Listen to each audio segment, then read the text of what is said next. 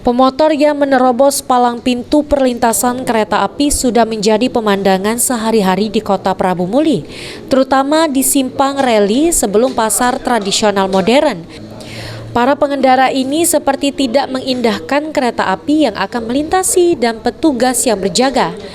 Pelanggaran lalu lintas tersebut hanya sebagian kecil dari banyaknya pelanggaran yang terjadi, seperti melawan arus hingga tidak menggunakan helm. Untuk menindaklanjuti maraknya hal itu, Kapolres Prabu Muli AKBP Siswandi mulai memberlakukan denda maksimal kepada pelanggar. Nilainya pun terbilang besar, yakni dari Rp500.000 hingga Rp1.500.000. Sudah melakukan upaya-upaya pencegahan pada pelanggar ini. Namun memang ini kita harus berproses karena ini kan masyarakat belum sadar. Hanya dengan adanya mudah-mudahan ini akan tereliminir dan kita akan terus berupaya untuk melakukan tindakan-tindakan yang